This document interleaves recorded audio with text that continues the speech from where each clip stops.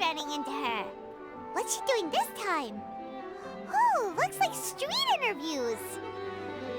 Paimon has a funny feeling that we might be in for an interesting time if we go check it out. Shall we? I see. So you believe that this warning letter was sent by the Phantom Weasel? Absolutely. I've said it before and I'll say it again. The Phantom Weasel never acts as you expect. He must have faked his own death 10 years ago using a body double. Now that he's back, I'm sure the guards who worked on his case back in the day are in for a headache, but however this turns out in the end, the one thing it won't be is boring. Couldn't agree more. As a journalist, I'm gonna get a lot of mileage out of this one. Thank you, sir, for your time. Now, whom should I interview next? Huh? Hey! What a coincidence! Fancy meeting you here. Perfect timing. So, the Phantom Weasel's latest warning letter. What are your thoughts? Yeah, this is the first time we're hearing of this one. Could you clue us in? Huh? Oh, sorry. Yes, this case is from a decade ago. I guess you wouldn't know about it. Well, not to worry. You're in good hands because I'm a professional. The story goes like this. 10 or so years ago, a phantom thief became active in the court of Fontaine. Known only as the Weasel, nobody knew his true identity, and the authorities never managed to catch him. Wow, cool! He sounds like one of those mysterious night burglars that you read about in novels. Precisely. Well, except the part where they actually have a good reputation. Our Weasel targeted whatever people held dear, and no one was safe from his predations. He would just as soon steal a necklace from a rich merchant's safe as he would a toy doll given to a commoner child for their birthday.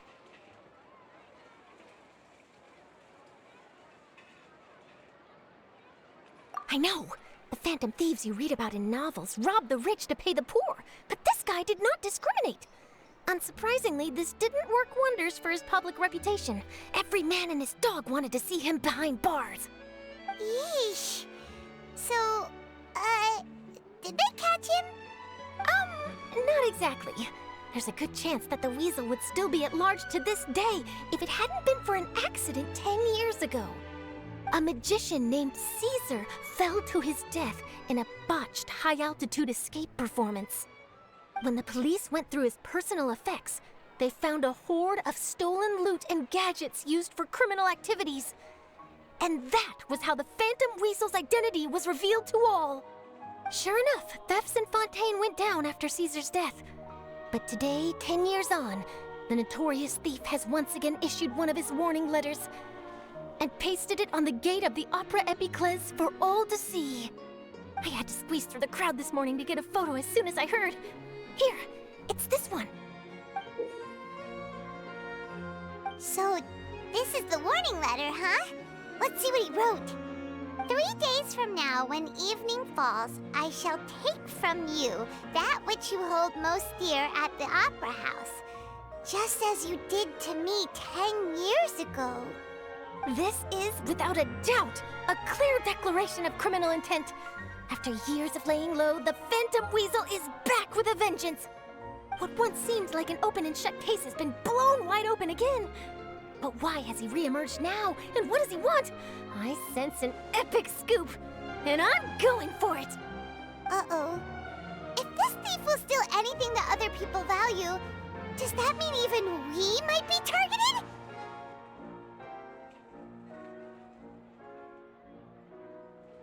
Really? Oh, let him try! In fact, Hyman's gonna eat all our snacks right now! Let's see what he can do about that! Okay, the people have spoken. It's clear that the public are very concerned about the Phantom Weasel's reappearance. Let's see, I've got a photo of the letter, my interview notes. Yep, that should be enough to form the skeleton of my article. It does feel like something is missing, though. Something exclusive. Who should I interview next? I need someone with a more concrete connection to the Weasel. Is that who I think it is? Lyney!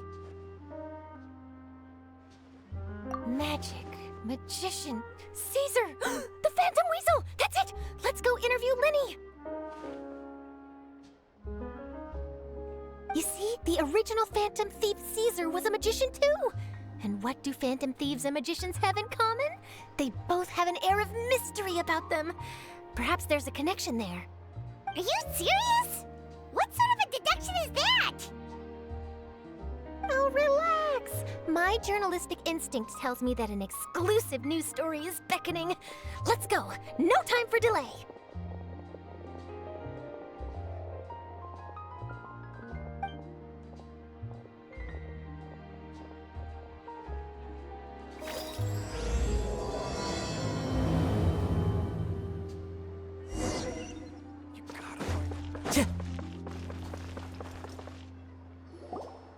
Wow, Mr. Magician! How did you know which card I picked? Oh, it's simple. Come closer and I'll let you in on my secret.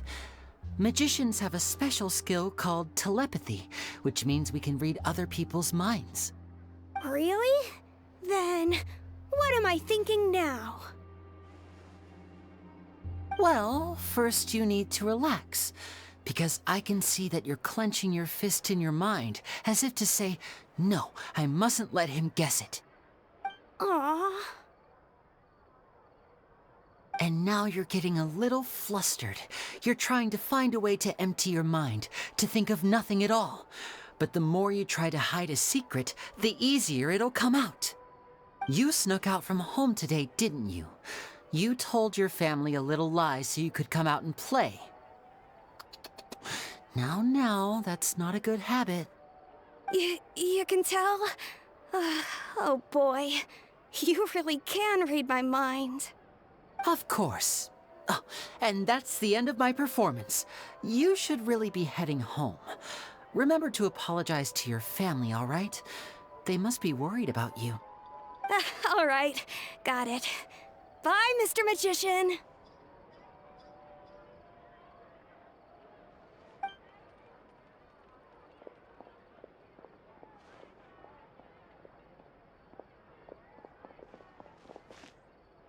Hey, Lyney?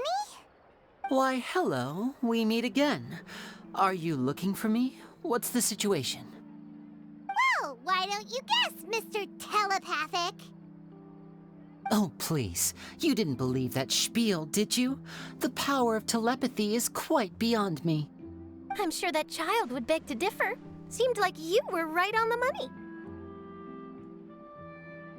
That was nothing more than a little trickery. I made an educated guess based on his micro-expressions. That, plus the fact that he was the only kid here without his parents, and he looked as guilty as sin. He made it easy for me. You guys, on the other hand, let me guess. Don't tell me you're here for the Phantom Weasel, are you? Wow, got it in one! Is this more of your trickery at work? Wait, really? No trickery this time. It was pure luck. His warning letter's been the talk of the town, so I figured that maybe you were asking around about that. Bingo! I plan on writing a column reporting on the latest news about the Phantom Weasel. So, Lyney, what are your thoughts on this infamous thief's reappearance? To be honest, it makes me angry. Angry? Why? You read his letter, right? The Phantom Weasel claims he's planning something in 3 nights' time at the Opera House. That's the night I'll be performing there. Huh. What are the chances? Wait a minute, you don't think he's after you, do you? Well, if he is, then his warning is clearly a direct challenge to me personally. And if he's not, then it's still going to be a huge headache for me. The mere mention of the Weasel's name is enough to scare people off. So once the contents of that letter get out, barely anyone will be showing up to watch my show. But I've been preparing for this for a long time. I'm not about to let him ruin my big day. This leaves me with only one choice. I have to expose the Phantom Weasel's identity before the show begins. Really? So what you're saying is, we might get to see a live duel between a famous magician and an infamous thief? Wow, this has exclusive written all over it! To be honest, I'm not sure if I'll emerge the victor. The Phantom Weasel is a notorious crook, infamous for his inscrutable methods. You're being far too modest, Lyney. I think your magic tricks are even more inscrutable than those of a thief. Thanks for the compliment, though I have to say, I don't care much for the comparison. A lot of people liken magicians to thieves because we both have the ability to make things disappear without the person noticing. But there's an important difference that these people overlook. Allow me to demonstrate with a quick magic trick. Here, I have a flower, just an ordinary flower that was picked not long ago. Watch it carefully now. 3, 2, 1. It's gone! That's the question. Where did it go? Therein lies the difference between us. Thieves make precious things disappear, but only magicians make them reappear. If I could now invite you all to check your clothes, there might be a surprise in there somewhere.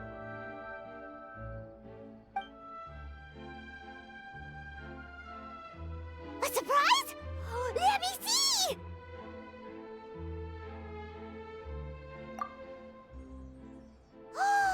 It's right there! But how? You haven't moved this whole time!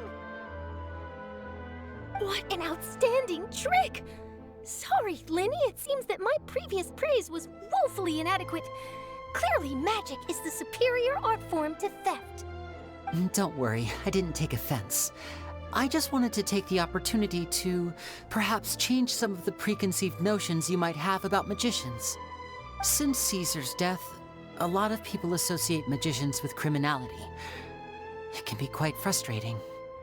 I can imagine. Coming back to your trick just now, might I presume that you are well versed in floral symbolism? For example, magicians often use rainbow roses in their flower-related performances to represent passion and romantic encounters.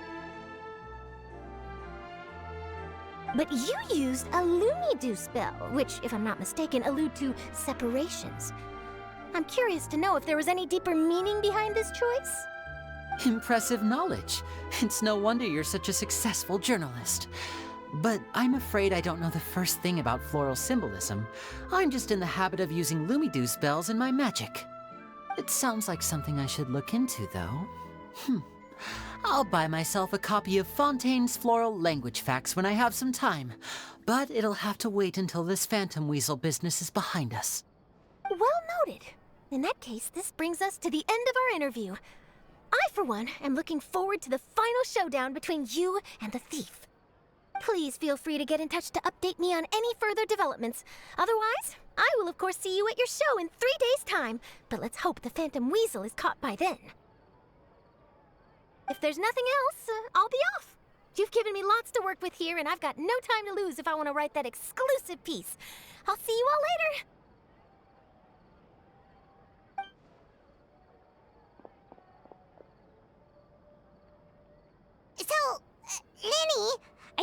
us how you did that flower trick now?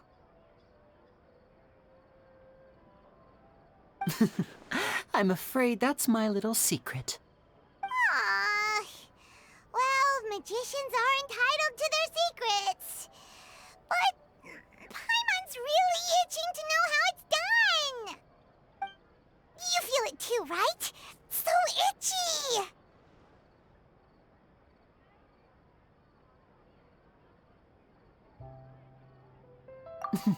Not so itchy then, huh? Well, since you're so concerned, how would you like to serve as my temporary magician's assistants and help me investigate? Magician's assistants? Oh, that sounds fun! Assistants are technically magicians too! Also, it'll bring us one step closer to figuring out how that darn trick is done! Shall we go for it? Excellent. Thank you for putting your trust in moi. The first thing we need to look into is who Caesar really was. If he truly was the Phantom Weasel, that means that the Weasel is dead, and whoever wrote this warning letter is just a copycat criminal. But if he wasn't the Weasel? Well, that'll make things more interesting. It would mean that the Weasel lives, and he's been laying low all this time in some corner of Fontaine. And if we're investigating Caesar, his fiancée Gemma is a good place to start. Word is that she visits the cemetery often, so I asked Lynette to wait for her there. We should make a move. Let's go and rendezvous with Lynette.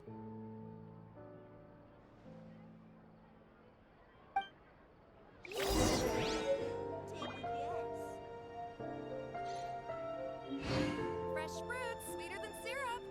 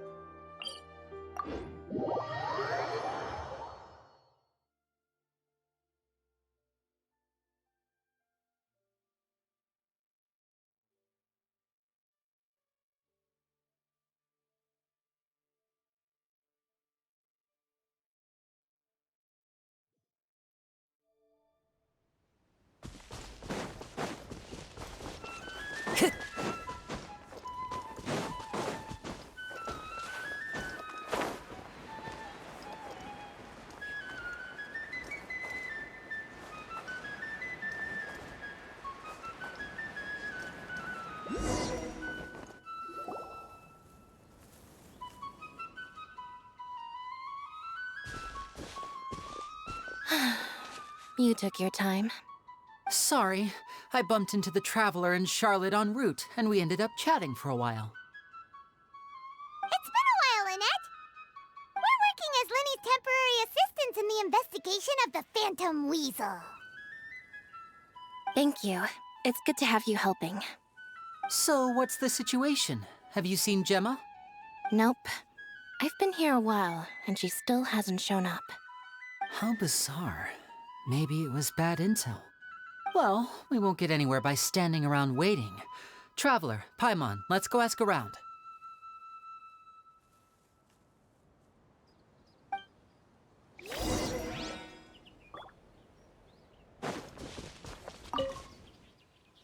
Excuse me, good sir. Do you by any chance know a Gemma?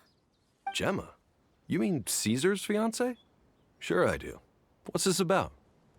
I'm just trying to get a hold of her because I need her help with something. I heard she comes here a lot. Yeah, she does. Poor thing. It's no secret why either. She's heartsick. Ever since Caesar passed away, she's been coming here once every week to clean his grave. Often she just sits there in front of his headstone, lost in thought. Sometimes she talks to herself.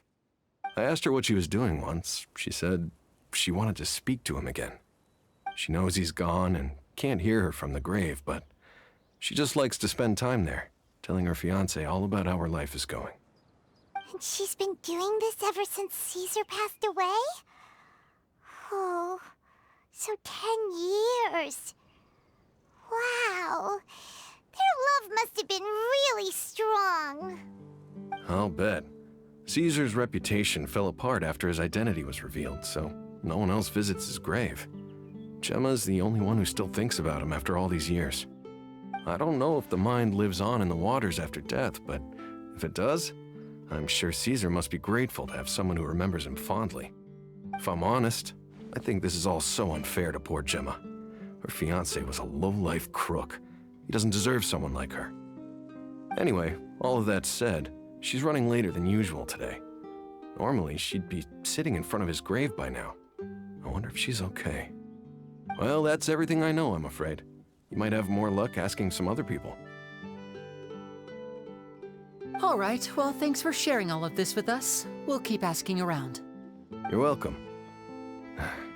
I just hope she'll be able to move on one day.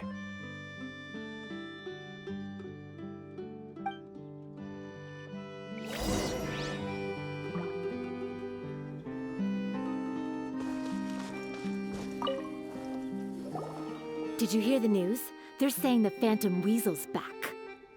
You're kidding. Wait, isn't he dead? I don't know anymore. All sorts of news flying around nowadays. I can never tell what's true and what isn't. But what if, just hypothetically, I mean, what if this weasel's the real deal and Caesar was framed?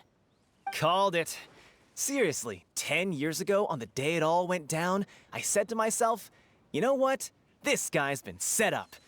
The Caesar I knew was a good guy. He gave balloons to children on the street, for Pete's sake. What, are we supposed to believe that he was a balloon thief or something? Give me a break. Oh, please. Weren't you the one cursing his name to high heaven when the police announced the news? You were all, "Oh, that gosh darn lousy son of a, you think you know a guy," or words to that effect. Wait, did I say that? I don't seem to recall.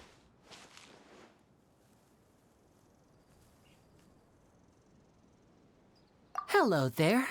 Sorry for disturbing you, but I couldn't help but notice you were discussing the Phantom Weasel. We're actually quite interested in this topic as well, but we're struggling to get to the bottom of it. Do you think you could spare a moment to tell us a little bit about Caesar? You've come to the right people. Yep, I was there. Back when Caesar used to perform magic tricks on the street. He was a great magician.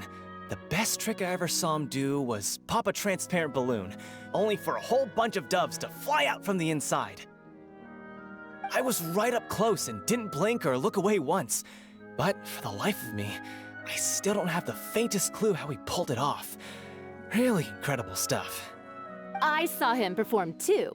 He always used to bring some gifts along for the kids who came to watch his show, and he'd hand them out after he was done. Sometimes, he even got the kids to write their wishes down, and then he'd make the items on the wish list appear in his next show. Huh. He doesn't sound like such a bad guy. But after he died, there were also rumors that he used the wish list to find out what was precious to people, with the intent to steal it later. As I'm sure you know, the Phantom Weasel would steal just about anything from anyone. Whatever the case, now that the Weasel is back, Caesar's become a hot topic once more. I bet Gemma must be pleased. If Caesar's name gets cleared, maybe it'll finally give her some solace after all this time. No, speak of the devil. That's her over there. If you've got any more questions about Caesar, she's definitely the one to ask.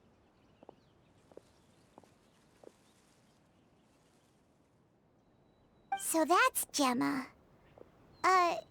Is it just Paimon, or does it look like something's wrong? Wait, it looks like she's injured. Come on, let's see if she's okay.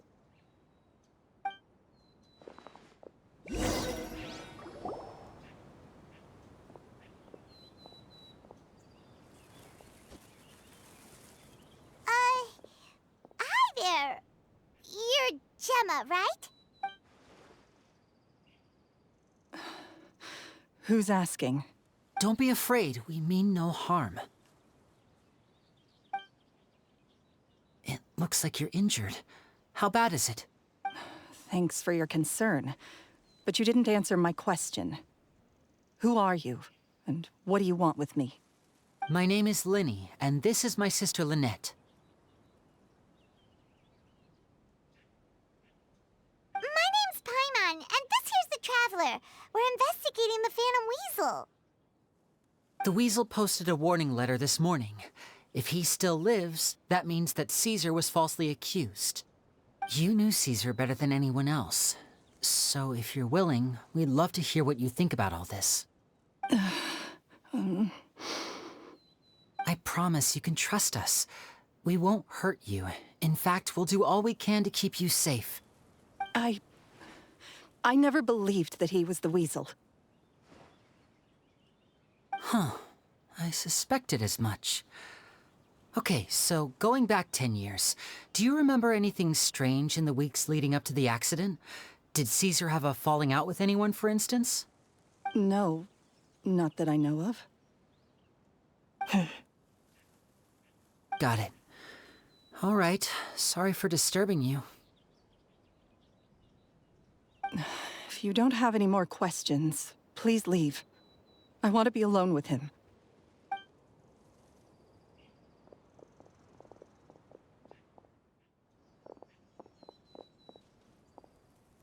Judging by the look on her face, there's definitely something fishy about her. She's lying. She definitely knows something. That's fair. We're just a bunch of strangers who showed up and started questioning her about things that happened a whole decade ago. It makes sense that she'd be wary around us. In any case, I doubt we'll get any further here, so let's call it a day. Meet me outside Hotel de Boer tomorrow, and then we'll start the next step of our plan.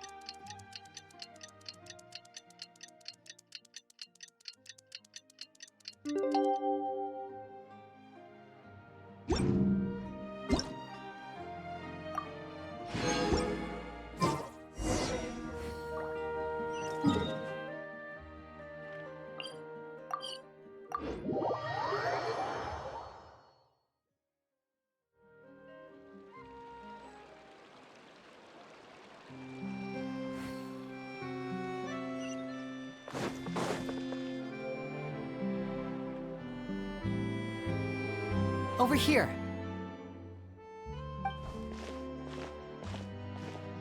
Lynette's not joining us today? I've had her follow Gemma and see if we can make any inroads with her. They should be at a cafe right now.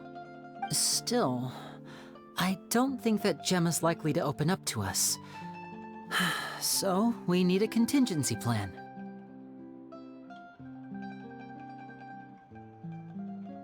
Today, we'll be looking into a guy named Lorenzo, Caesar's former pupil and assistant. When Caesar passed away, all the stolen goods discovered in his home were confiscated and returned to their rightful owners. But Lorenzo was the only one privy to all his magic secrets, and he inherited his craft. Before long, Lorenzo was the next big magician in town, his fame surpassing even that of his master, and it made him very wealthy. He's since left the magic scene, though, and these days, he's a wealthy businessman with his fingers in a lot of different pies. I had to pull a lot of strings, but I managed to get him to agree to a couple of drinks with me. Be warned, though, I hear he's got a hair-triggered temper. We'd best be careful.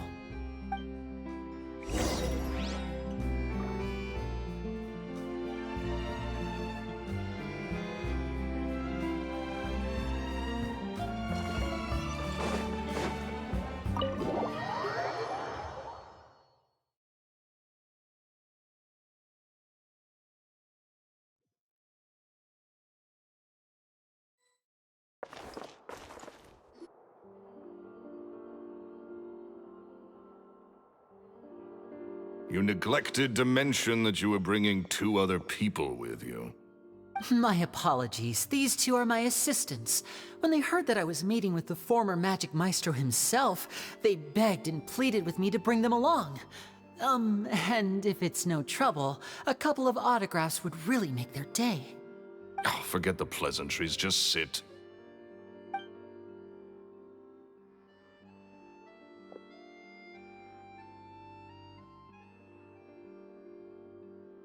Get a load of this guy. Forget the pleasantries, he says, but he looks pretty happy about Lyney stroking his ego. I only agreed to meet since we're both magicians. Do me a favor and cut to the chase. I have more important things to do than drinking. Much obliged, sir. As it happens, the matter I want to address is also related to magic. Yesterday morning, a warning letter from the Phantom Weasel appeared on the entrance to the Opera House. He claims to be planning something for the same evening that I'm scheduled to do a magic show there. As such, I believe that I may well be his target. I have to get to the bottom of this to ensure that my show can go ahead as planned.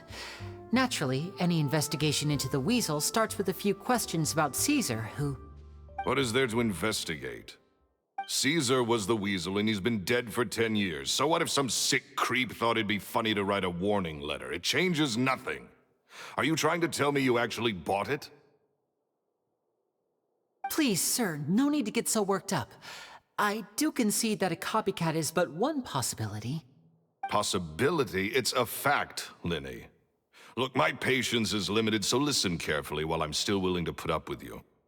The Weasel is dead. Period.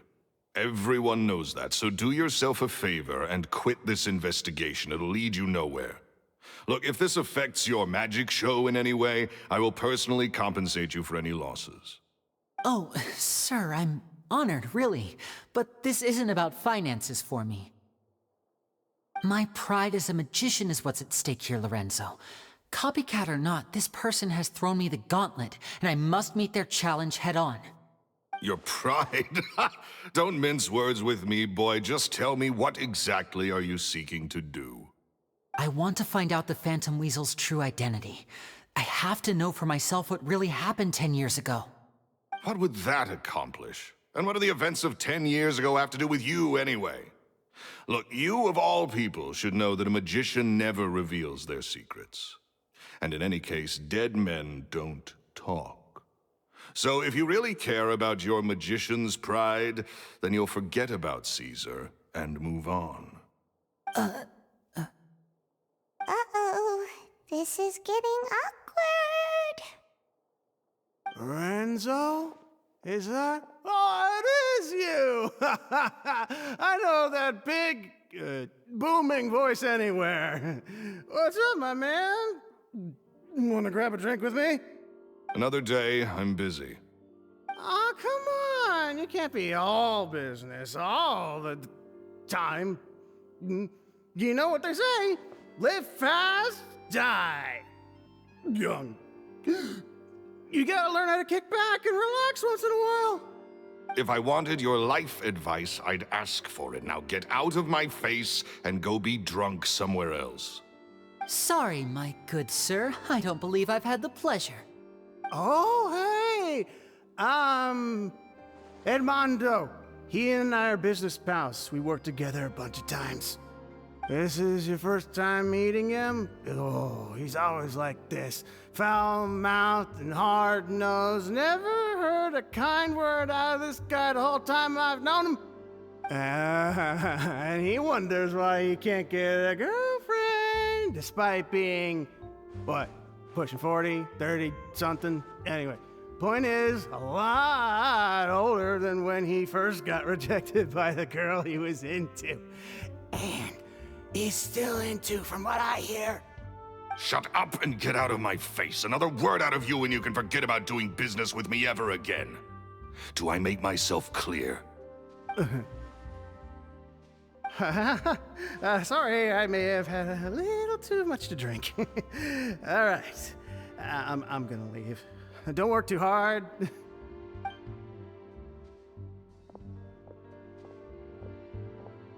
I think it's high time I made a move as well. If you really want to investigate this, Lyney, be my guest.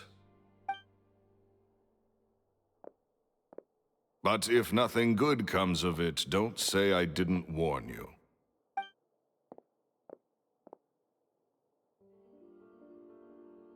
Well, that fell to pieces in a rather spectacular fashion. Any thoughts? Totally. And what was all that about compensating you for your losses? Why would someone you just met make an offer like that? He's gotta be hiding something. And not like Gemma. She was a little suspicious, but this guy's definitely covering something up. I think so too. We need to look into Lorenzo more closely. That guy Edmondo seems to know a thing or two about him. He only just left. Let's see if we can catch up with him.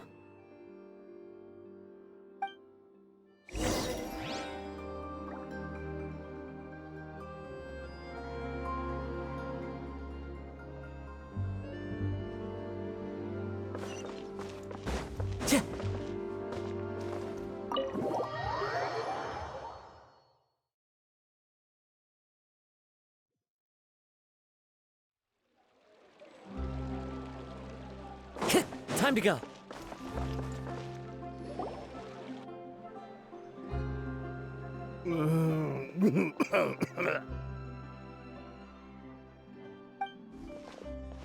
You okay there? Who are you? Oh, it's you guys. Don't worry about me. I must have had one too many. I just need to ride it out. I said way too much back there, didn't I? I nearly talked myself into complete financial ruin. Note to self, no more drunken chats when Lorenzo's around. So, he was serious about threatening to cut you off? Ugh, Paimon knew he was a bad egg. Hey, keep your voice down. Don't go prying into Lorenzo's personal affairs. Bad things happen to people who ask too many questions, or make an enemy out of him. What kind of bad things? Don't even ask. I'm sorry, I'm gonna have to cut this conversation short. I'm not crossing that line again. And take it from me, trouble with Lorenzo is one thing you don't need in your life. You saw him flare up back there. I don't know what you said to him, but clearly it touched a nerve. That's not a good sign. You're too young for this. Don't get in over your head. I'm leaving.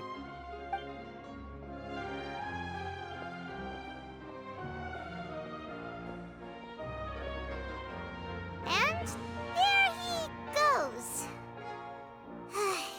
What do we do now, Lyney? Shh. I think we're being watched.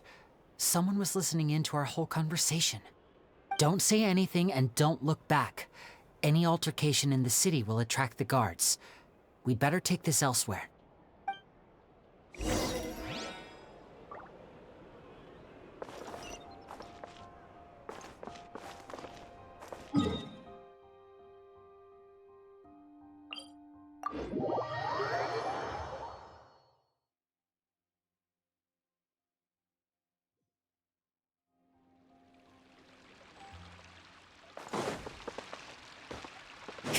Time to go.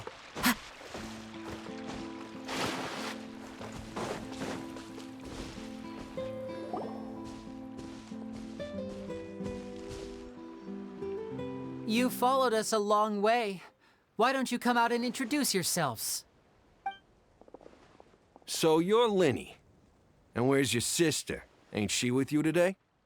Save us the trouble and go fetch her for us. Let's not drag this out. Paimon doesn't like the tone of your voice, mister! Who sent you, huh? Save your questions, missy. You ain't gonna need answers where you're going. Capiche? Looks like we can't avoid this fight. Now, I'm not the strongest fighter, so I hope you're ready to back me up. Don't worry, we got this!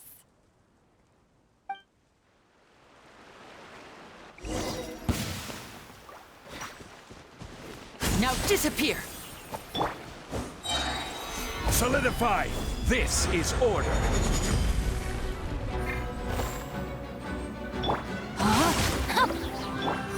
Into the wind! Curses. They're tougher than we thought. Vision wielders are always trouble.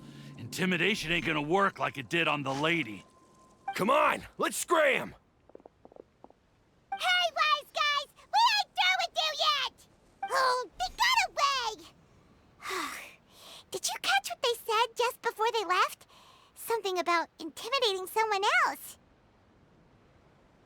Sounds like they just wanted to rough us up as a scare tactic, and they've already done it to someone else, but who? You're right. She was injured when we saw her yesterday, and she acted like she had something to hide. Maybe she was too scared to tell us the truth because those guys had threatened her. Well, if that's the case, she should be more willing to open up to us once she learns that those thugs won't be bothering her anymore. Let's head back to the cafe and see if we can get any information from her.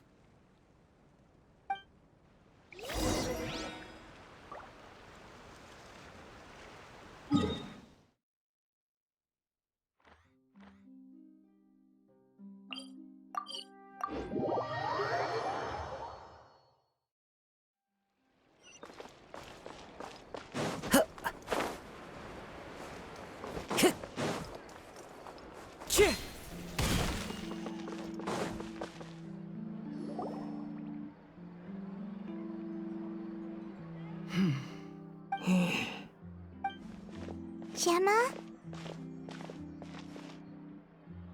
You again. What is it this time? We just ran into the men who've been threatening you, and we gave them a taste of their own medicine. So, you can relax now.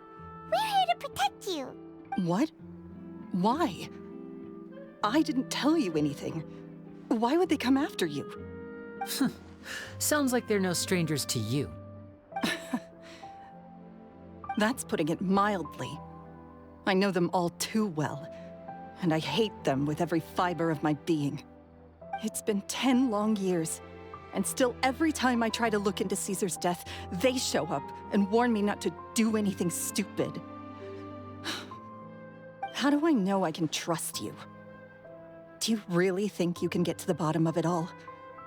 And why are you doing this? I'm afraid I can't reveal all the details just yet, but I can promise you this. I will expose the Phantom Weasel's true identity. Because you see, this is a personal matter of the utmost importance. I give you my word. Trust me. Okay. How can I help you? I've heard that Caesar used to have a magic workshop where he kept a lot of his personal effects. If possible, I'd like to take a look at them. Do you know where it is? The Fleuve Sonde. But the place was sealed up by the police after his death, and no one's been there since. I also know that the Fleuve Sonde is dangerous territory. Lots of hostile groups lurking around. If you're serious about going there, please be careful. Understood. Lynette, you stay here and take care of Gemma. Don't let her come to harm. Got it. But if I'm staying here, I'm ordering dessert. I mean, bon appetit, but stay sharp, too. They're likely to come for you while I'm away. Okay. All right. Power saving mode off. I'll start taking this more seriously now.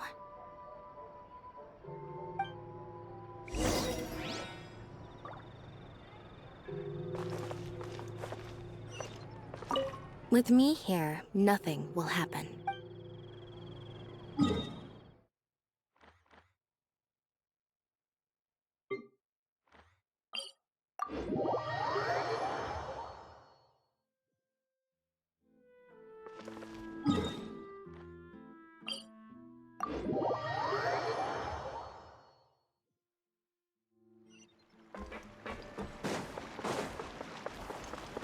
Time to go.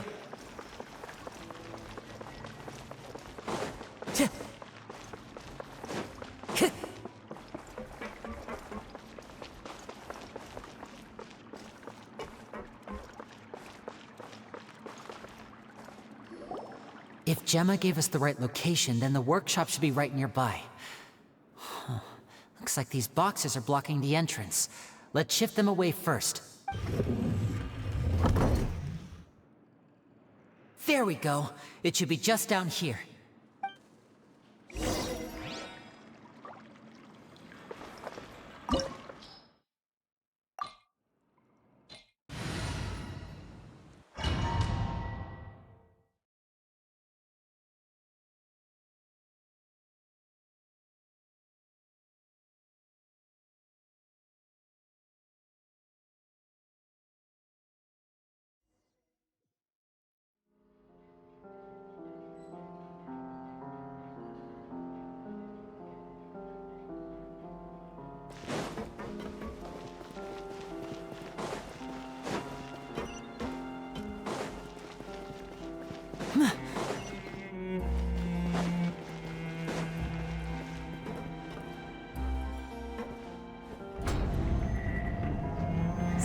this was Caesar's workshop.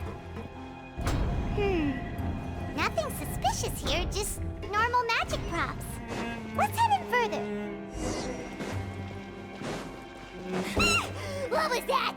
Oh, is this one of Caesar's gadgets? Guess we must have triggered some sort of device.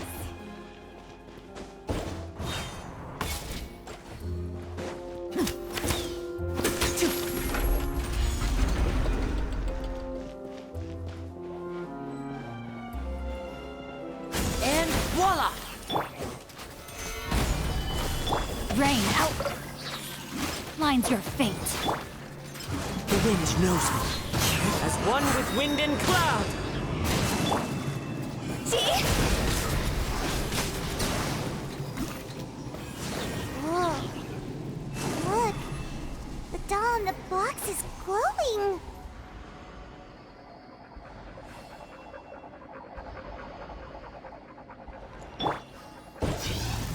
There's something written on the card on this doll. Let's take a closer look.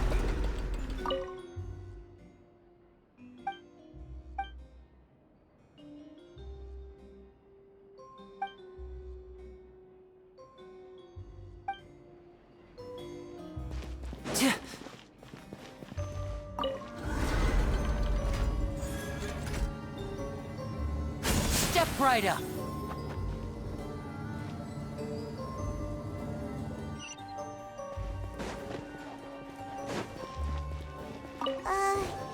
These magic boxes are moving. What do we do? One of them looks different from the rest. Let's investigate.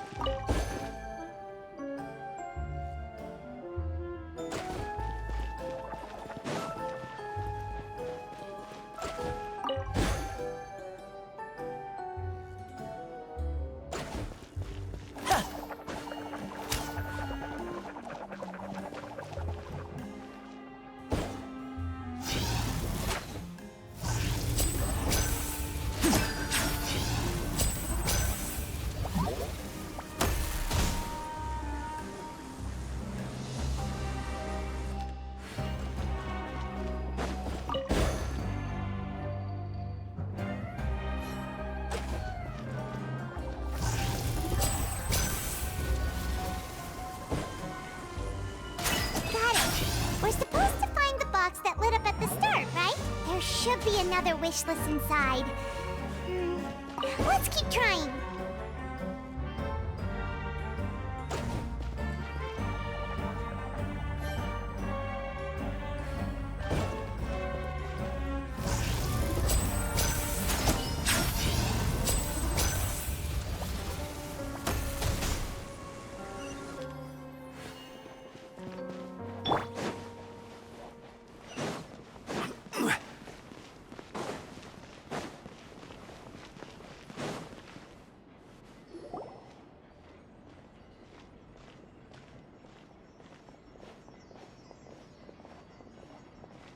That's weird.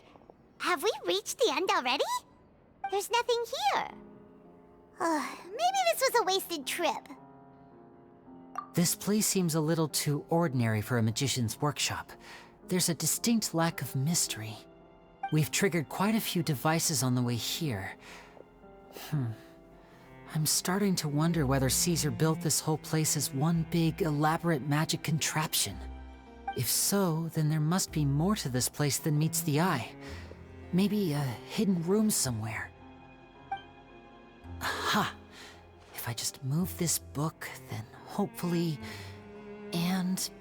presto! A secret passageway! How did you know? I'm a magician too, and apparently great minds really do think alike. Looks pretty big inside. Let's head in and take a look around.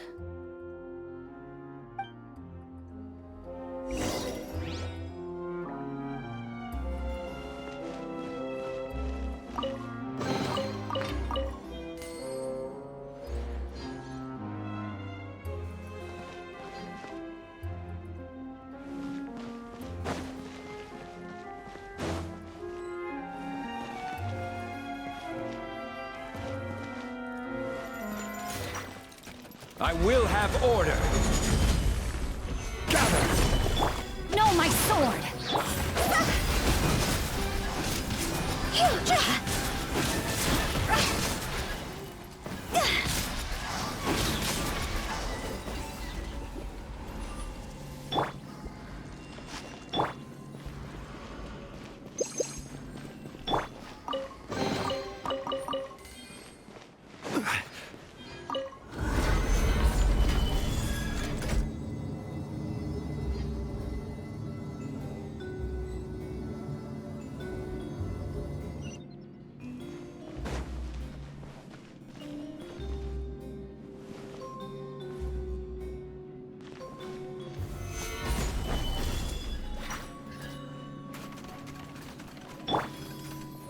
And voila!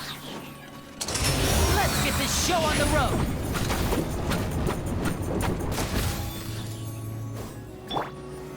Solidify! Into the wind!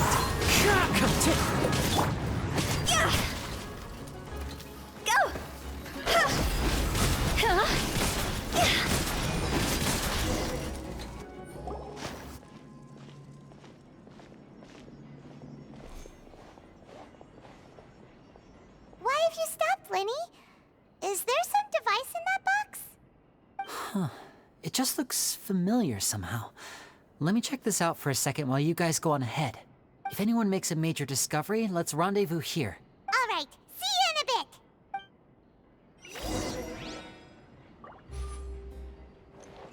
bit. The placement of this device inside. If I remember correctly... Gather!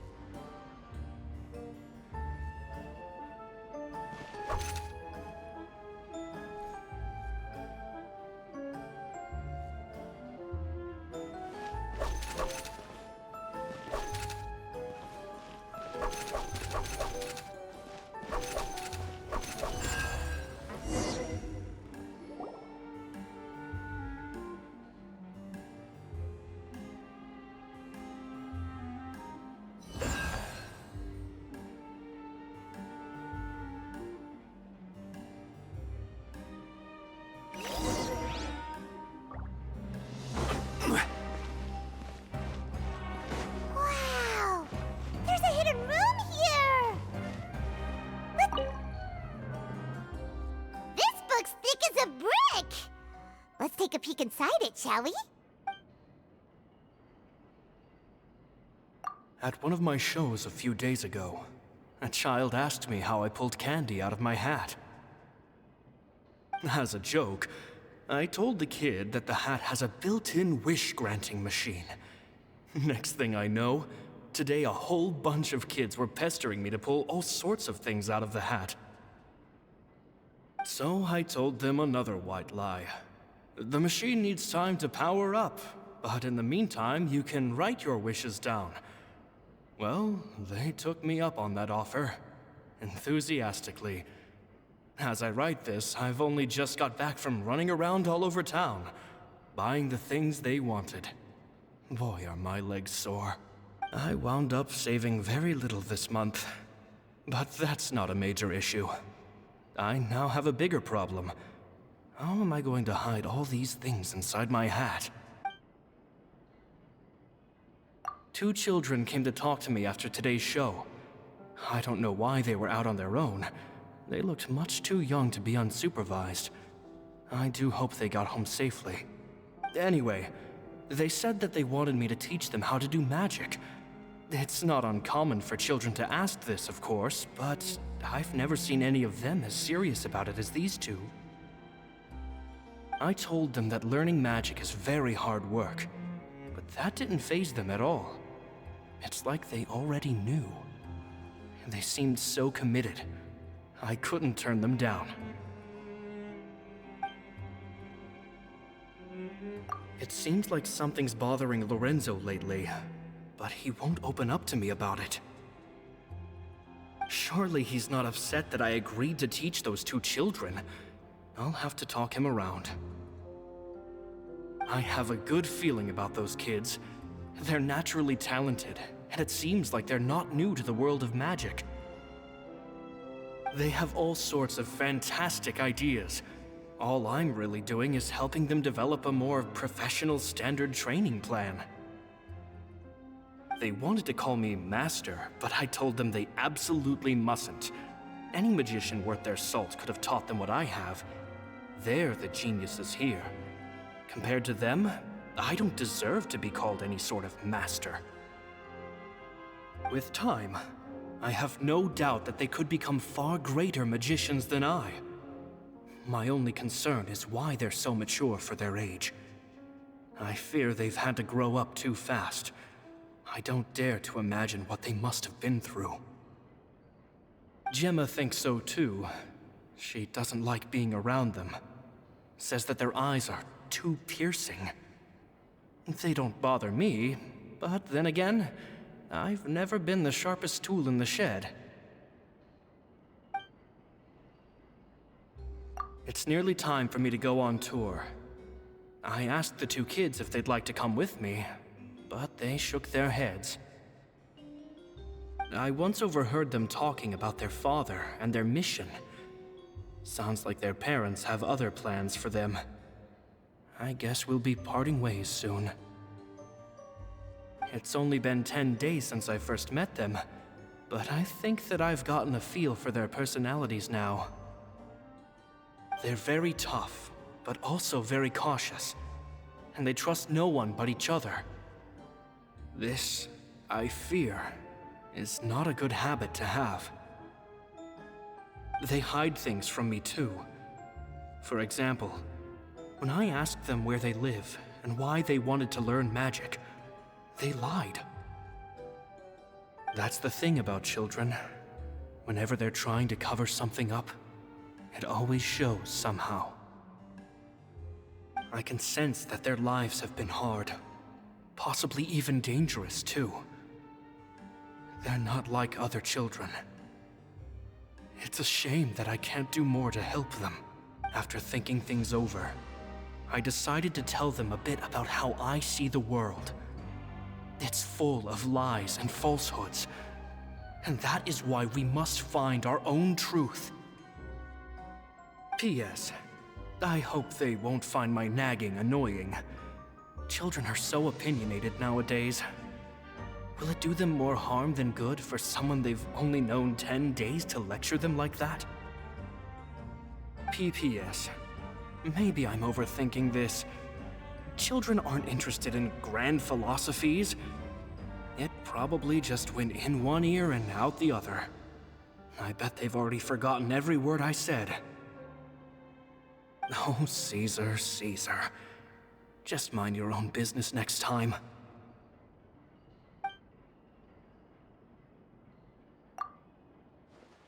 Two magic geniuses with a father and a mission, huh? Sounds a lot like he was writing about Lyney and Lynette, don't you think? So did they meet Caesar when they were kids? Let's go ask Lyney!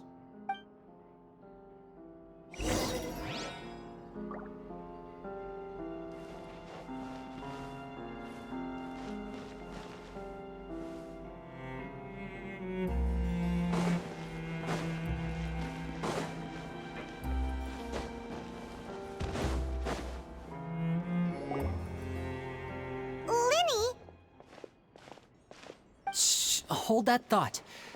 As I expected, there's a lot of fishy things going on in this place. Fishy? Uh-oh, what have you found? All in good time. Before we go over our new leads, I want to tell you how a high-altitude escape is performed. First, the magician slots themselves into a magic box in full view of the audience. The box is then suspended high in the air, and a short while later, the base automatically opens.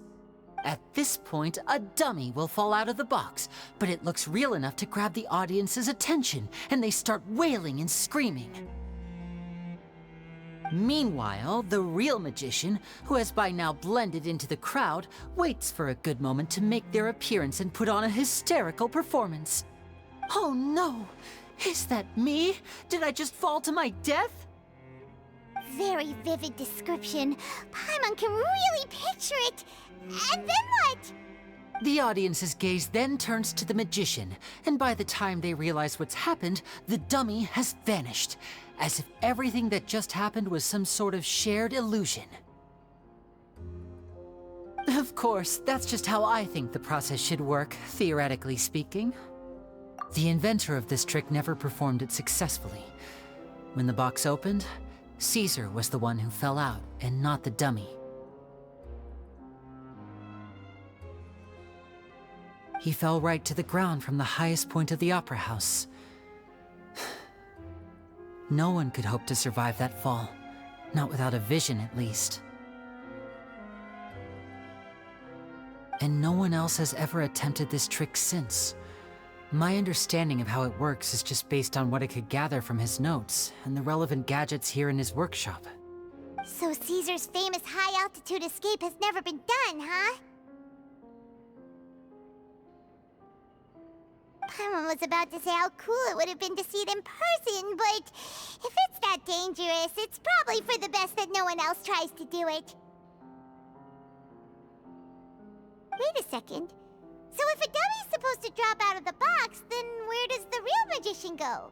How does he get out? Glad you asked. That brings us to the secret of said box. This box right here is the one that Caesar constructed himself to use in the performance, and it's not as simple as it looks.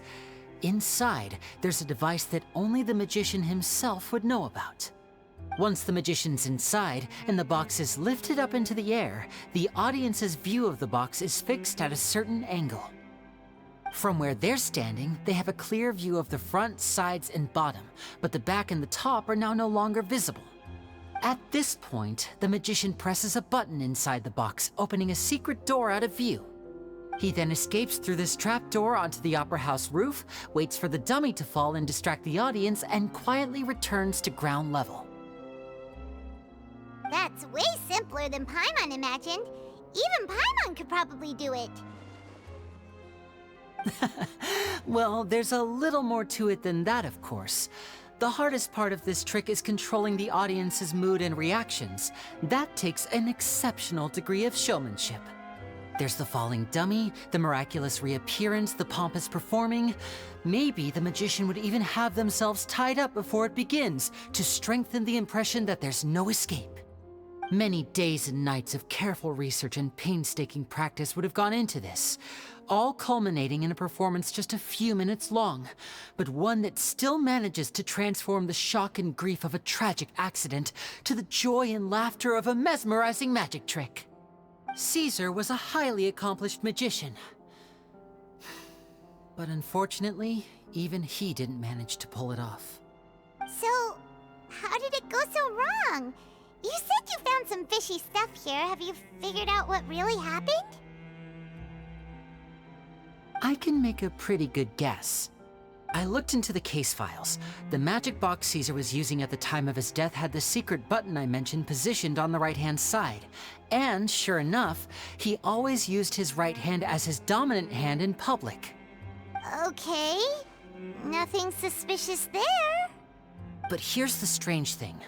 Most of the devices in this workshop have the mechanism on the left-hand side, including this box right here, which leads me to believe that Caesar was in fact left-handed. Because a magician can't afford to have their most basic habits stand out too much. People naturally focus their attention on the most important details of the task or situation at hand. But a magician needs to be able to redirect an audience's attention at will so as to avoid arousing their suspicion. The essence of magic is getting people to believe a lie. If even the truth raises eyebrows, the falsehoods become all the more difficult to mask. And so, Caesar trained himself to use his right hand to align with his audience's expectations. Great magic always requires sacrifices. But in his most stressful and nerve-wracking moments, and when no one was watching, reflex would kick in and he'd use his left hand. That's why he set his gadgets with the mechanism on his left. Exactly. I think that's likely what happened. Caesar would have been under a lot of time pressure during the escape. He'd have had mere seconds to open the hidden compartment, retrieve the dummy, then open the secret door and make a swift escape. But I'm sure he was confident. He would have rehearsed countless times to the point where it was second nature. He'd barely need to think about what he was doing because muscle memory would guide him through. So he opened the compartment, took out the dummy, checked everything was in order, and then went to leave. With his left hand, he reached for the button, and suddenly, his heart skipped a beat. It wasn't there. Much like when you reach for your keys but find your pocket empty, his mind needed a moment to process what was going on. Instinctively, his left hand would keep feeling around for the missing button, maybe for another second or two, until the bottom of the box gave way. With the stakes being as high as they were, just a 2-second delay cost him everything. The authorities would find nothing suspicious and conclude that his death was due to his own error.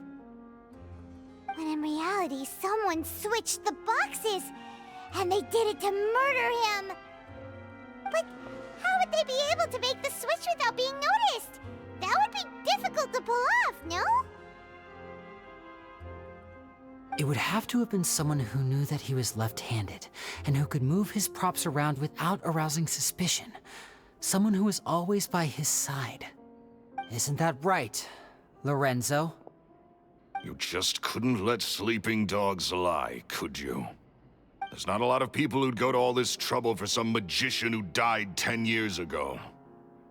I didn't want to have to do this, you know. Silencing you the hard way just creates more problems for me to deal with. But I gave you your chance. I hoped you'd do what's good for you and back off like the lady, but you disappoint me. You mean Gemma? So you are the one who's been threatening her! Yes, although however stubborn she might be, she was never much of a liability. But you people, you never even knew him, but for some reason you just wouldn't drop it. Which is why you can't leave this place alive. Take them out, and make it quick. Do your worst!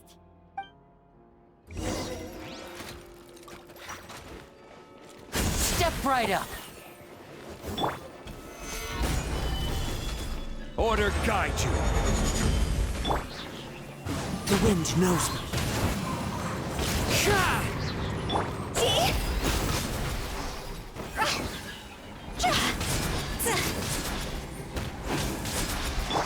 No, my sword! Ring cutter! One with nature. Clouds high. The birds call. And voila! A round of applause!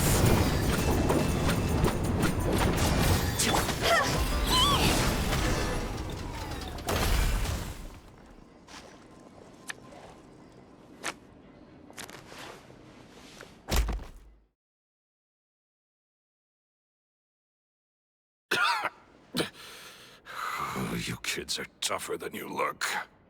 Had enough yet, Lorenzo? Your cronies can't help you now. I think it's high time you started talking, and what I'd really like to know is, why did you murder Caesar? If I had a mora for every time you said that man's name. Of course you idolized Caesar, everyone else did. But I was the real genius magician. Me! He was just an amateur who did cheap tricks for gullible children. I was the one who made magic into the fine art it is today. The aristocrats doffed their hats to me! So it was jealousy. Jealousy. Hatred, more like. I hated Caesar. All he cared about was his magic. He lived and breathed it. He poured everything into his street performances and his stupid tours like it was just a hobby to him, never bothering to think about Mora. What sort of fool devotes their life to the art of deception and never has a more to show for it? But the people loved him, didn't they? Oh, how they looked up to him. No one gave me a second look. All I ever heard was, "Oh, your master's amazing, isn't he?" Amazing. Yeah, so amazing that he was completely broke. Every other apprentice was living it up at their master's expense, but no, not me.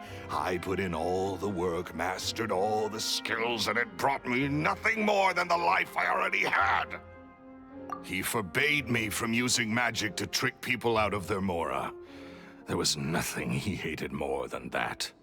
And with his reputation in Fontaine, it was too risky for me to go it alone. As long as he was alive, if I dabbled in my own brand of money-making magic, he would expose me, and it would destroy me. I had to kill him. There was no other way. He had to go. And this was your only motive? It was reason enough. What other motive would I need? Well, I was under the impression that there might have been other factors at play. For instance, maybe you were in love with Gemma, but she was engaged to Caesar. In love with Gemma? Don't be ridiculous. Guess I was wrong about that then.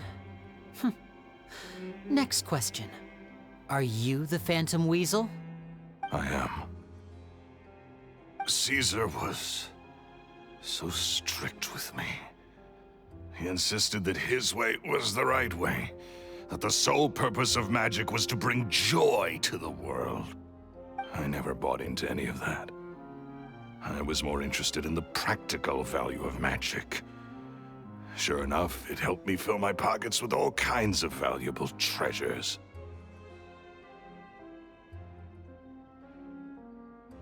Oh, yeah! Charlotte told us that the weasel would steal whatever people valued, no matter how much he was worth. That's just how it looked from the outside. What would any thief want with second-rate loot? I've only ever targeted high-value items. I stole cheap things as a way of practicing my craft. It was other people's overactive imaginations that conjured up the preposterous image they then dubbed the Phantom Weasel. So, that's the story, huh? Well, I hope you're ready to tell it all over again during your trial. What choice do I have? You're a pack of wolves, and you've got me between your jaws. You've seen what's here, and my last-ditch effort to stop it getting out has failed. What else can I do? So be it. I've enjoyed power and wealth for the last 10 years, the likes of which Caesar could never give me. I wouldn't choose for things to end this way, but I regret nothing. Very well. In that case, I'll contact the guards. Traveler, Paimon, keep an eye on Lorenzo for me. I'll meet you just outside the workshop when I'm back.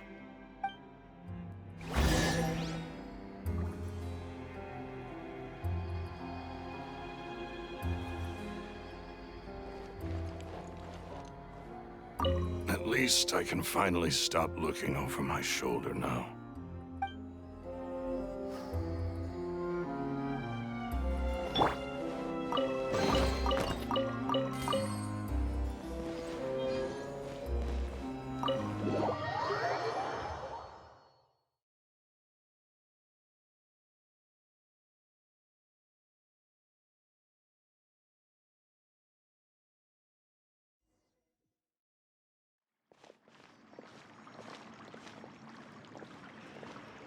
Lyney has told me the whole story. Lorenzo, do you confess to the murder of Caesar and to framing him for the Phantom Weasel's crimes? Look who's finally developed a conscience. What kind of disciple murders their own master? I hope it was worth it, because they'll be hell to pay.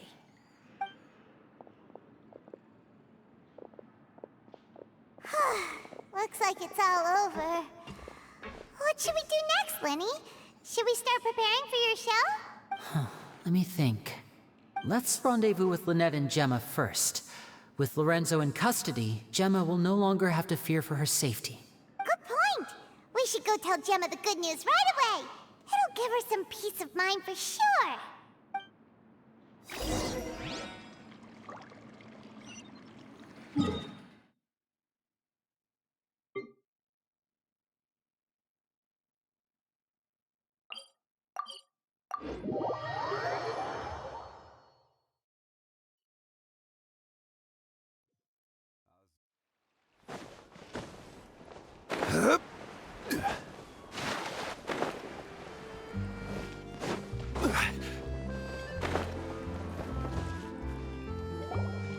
Ah, you're back. You were so quick. I've only just finished my third dessert. Your third? Lynette, come on, we've talked about this. Everything in moderation. You're not gonna have any room left for dinner now. It's fine. I'll shift to exercise mode and jog off the excess sugar. That's besides the point. Well, it's done now, but try to eat a more balanced diet in the future. Point taken. Did everything go okay? Of course! Lorenzo was no match for us. The guards are taking him into custody as we speak. Gosh, that's amazing. I'm sorry, I still didn't know if I could trust you, but now it seems I can. I had my suspicions about Lorenzo, but I... It's okay, we understand. He did threaten you. Paimon would find it hard to trust strangers in your position too. But you don't need to be scared anymore. Everything's gonna be okay. Sorry. Sorry. My emotions are all over the place right now. I've been waiting for this day to come for so long. I always wanted to report Lorenzo. He took all of Caesar's property, which I found suspicious, but I had people watching me all the time, so I couldn't risk looking into it. I was so afraid. I was scared he'd do something terrible to me, and then no one would be left to visit Caesar's grave. So I never had the courage to speak out. Thank you all. Truly. Thank you so much.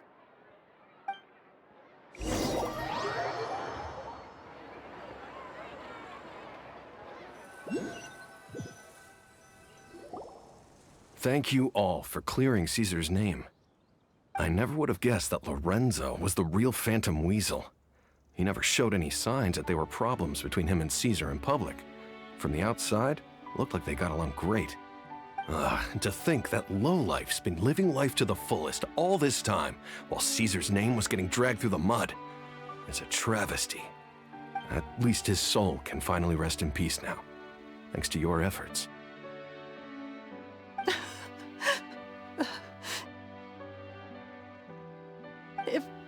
If only I'd realized before it was too late. Don't blame yourself, Gemma. This isn't your fault. Yeah, you still have the rest of your life to live. Caesar wouldn't want to see you spending it feeling guilty. Cheer up, Gemma. My brother's doing a magic show at the Opera House tomorrow evening. Would you like to come along? It might raise your spirits. This show will be a special one. We're holding it in Caesar's honor. In Caesar's honor? Really?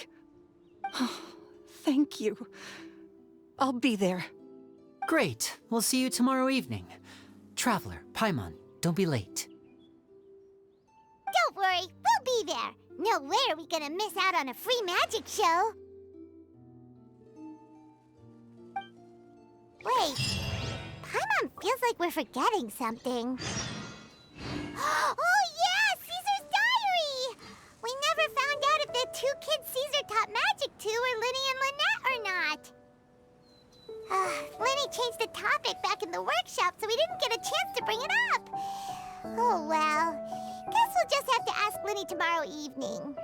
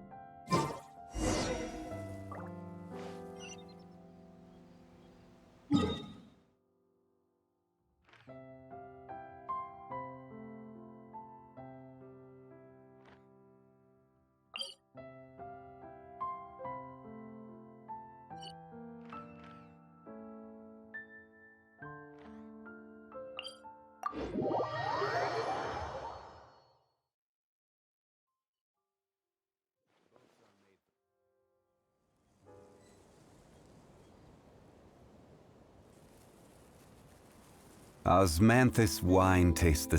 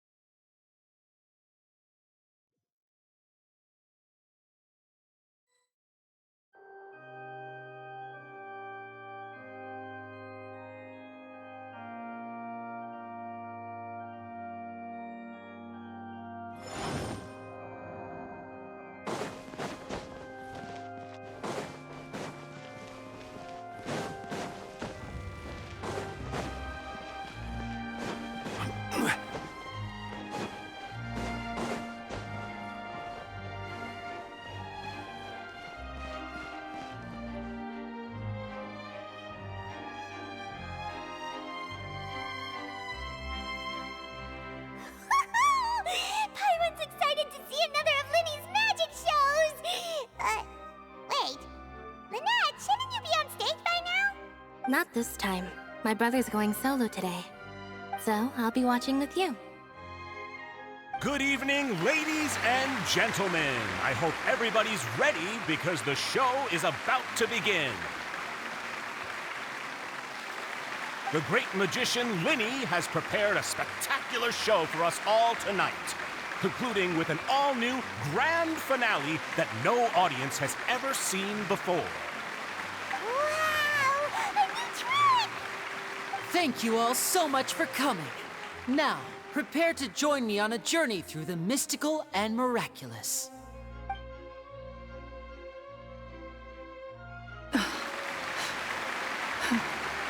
Exciting stuff, isn't it? Yes, it's just... It reminds me of him. No wonder. Caesar was a famous magician too. So, how did you two first meet, Gemma? Well, I was out on the street once, and I saw him performing for little children. Children love magic, because they're willing to believe in things that can't be rationally explained. Caesar had this amazing way of bringing them into a dreamlike world. And somehow, I felt drawn to him too. So I went up and asked him to do a trick for me.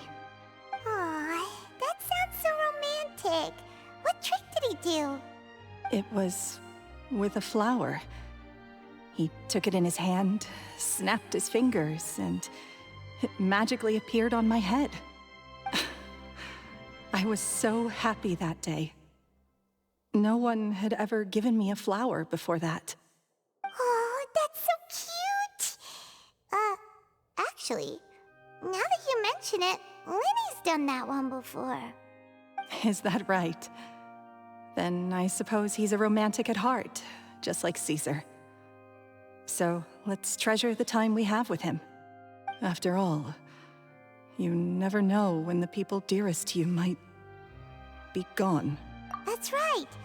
It's all over now. Paimon doesn't really know how to comfort you, but at the very least, no one's gonna be intimidating you from now on. You can breathe easy at last, right? Right. Yes, you can breathe easy now, Phantom Weasel. See? Even Lynette says... Wait, what? The Phantom Weasel?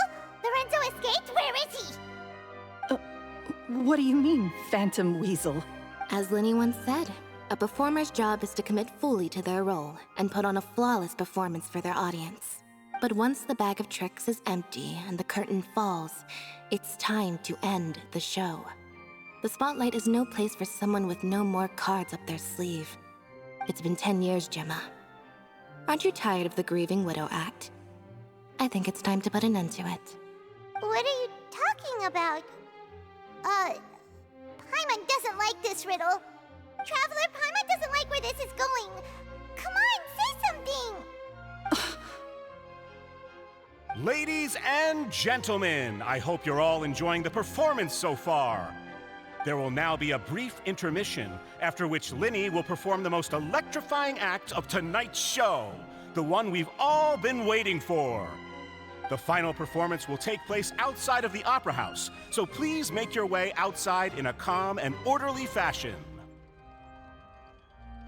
The Phantom Weasel never did like public places, did they? Don't worry, this place will be quiet soon. Let's talk somewhere else for now.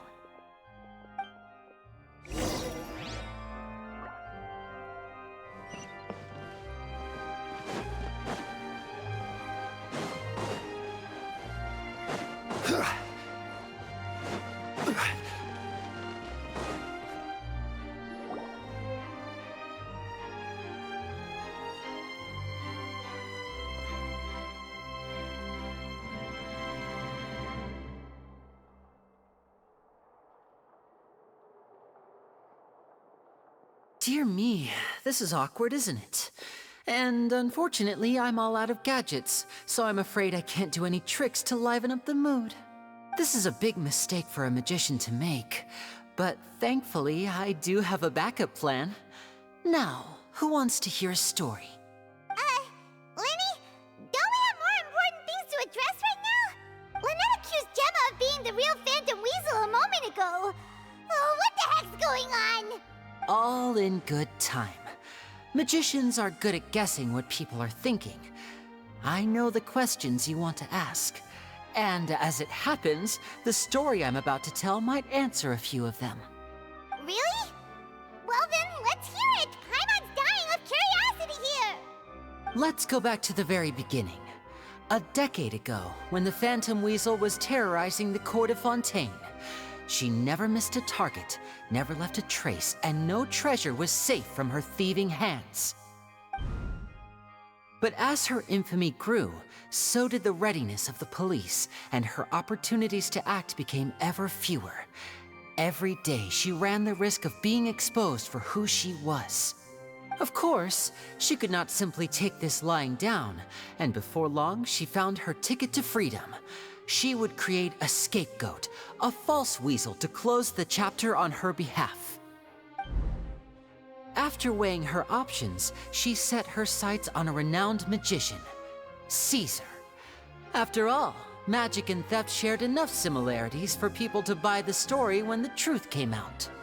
So then what? Being the master deceiver she was, the weasel easily earned Caesar's trust. Now, all that remained was to frame him for her countless crimes. But as she was considering how to make her move, she noticed Caesar's aggrieved pupil, and a new thought entered her mind.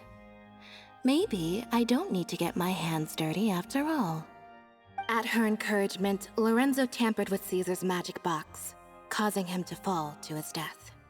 Afterwards, Lorenzo seized his master's property, and the weasel set about tarnishing Caesar's reputation. Two co-conspirators committed the perfect crime.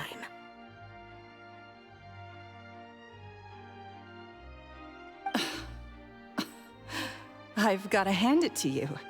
You're both exceptional storytellers. It's enough to make even me wonder whether there was really another mastermind behind all this, pulling the strings. But I just have one question. You seem to think that I am the villain in this tale. What's brought this on, Lyney? Is it something that Lorenzo said? Don't worry, Lorenzo said nothing at all. But I never believed that he was the weasel, and in fact, my investigation only made me more certain of that. He was too forthcoming with his confession, as if there was something else he was trying to hide. How disappointing. So you'd sooner trust Lorenzo than me? Even without a shred of evidence? A magician is an expert at playing the audience to get the result they want. And I have no doubt that you, Gemma, are equally talented in this regard. With a little help from Lorenzo, you put on a very convincing performance. The lovesick fiancé, whose devotion to her betrothed is unshakable, even under threats of violence. Caesar was maligned and hated by all for 10 years, but you? Everyone sympathized with your plight. Who would suspect for 1 second that the lovely young lady always seen weeping in front of Caesar's grave was actually the mastermind behind his demise? No, not that poor lady. Perish the thought. Wait, so you mean the whole intimidation thing was just a hoax? Gemma and Lorenzo were both in on it? But why would Lorenzo agree to that? And why didn't he sell her out even at the end instead of admitting to being the weasel himself? Yes, why indeed? Maybe Gemma herself could enlighten us on that question. Well, Lyney, if you're so confident in your version of events, then I think the answer should be obvious. Having killed Caesar with his own hands, Lorenzo was plagued by overwhelming guilt. Revealing the Phantom Weasel's true identity would serve no purpose. But if the Weasel remained free, then she could take care of Lorenzo's loved ones. An excellent answer, though sadly a little dull. Is that right? Well, don't let me bore you. If you'd care to change the topic to something more interesting, I'd be much obliged. As a matter of fact, there's one thing I'd really like to understand. Why would the real Weasel have targeted things that only have value to other people? Could you shed any light on that? Of course. After all, we're just telling stories here, aren't we? If I had to guess, I would say that the real Weasel must have had a terrible childhood. Left to fend for herself after her parents died young. Betrayed, scorned, beaten. She'd scrounge waste paper from garbage bins to draw on, using twigs and dirt for lack of ink and pen. She'd sew ugly rag dolls from whatever scrap material she could get her hands on. This was her only source of happiness in life. But it was all she needed, and she was content. Until the world decided that even this was too good for her. Once again, she was betrayed. And this time, everything was taken from her. She felt like life was a miry pit that dragged her further down the more she struggled to escape. At that tender age, she should have been happy. Instead, she stood in the shadows and watched with envy as all good things in the world passed her by. This was a fate too cruel for anyone to bear. Her pain became a breeding ground for dark thoughts. Thoughts which festered and grew into a twisted solution to her troubles. I detest the happiness of others, in all its forms alike. I will rob them of everything they hold to be good and true, and it will fill the void in my soul. That's some pretty heavy stuff. Now it all makes sense. Does this story satisfy you, Lyney? Yes, it is quite to my tastes. Thank you for helping to clear up my confusion. Huh. That's right. What drove you to write that letter, Gemma? What were you trying to achieve there? Because without that, none of this would have ever come to light. She didn't write the letter. After 10 long years, I'd hoped that the Phantom Weasel would be consigned to the history books by now. But it seems like someone still wasn't ready to let her finally be at peace. Lyney. Or should I call you the Phantom Copycat now? You were the one who posted that letter outside the Opera House. But why?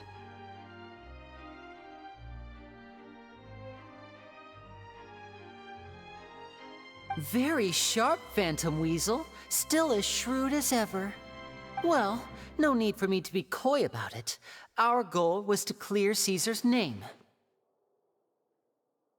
The most straightforward way to change the public's impression of Caesar was to force the Weasel to show themselves. That's it? You had no other agenda? Of course we did. We made it quite clear in the letter, I believe. I shall take from you that which you hold most dear, just as you did to me 10 years ago. 10 years ago? You mean Caesar's death? You met him? Wait. Oh, I get it. You were those two obnoxious kids. It's been so long, and you're all grown up now. I didn't recognize you. He taught you magic back then, didn't he? For what, 10 days or something? And you went to all this trouble. Why? Because you feel like you still owe him something? We remember all our debts, however great or small. 10 years ago, Caesar's reputation was torn to shreds, and his legacy was thrown out. 10 years on, and no one cares what the truth is anymore. But we did not forget, and so we came to find you. And? What exactly did you take from me? I'm still standing, as you can see. Lorenzo has admitted to everything. I'm free. Free? Do you really think so? Caesar once told me that even though the world is filled with lies and falsehoods, we must find our own truth. I think that applies to you too. Truth can take many forms. Prized possessions with nostalgic value, fervent hopes and dreams, and irreplaceable people. Life took many things from you, and those wounds never healed. When they ached unbearably in the dead of night, stealing became your way of numbing the pain. What are you trying to say?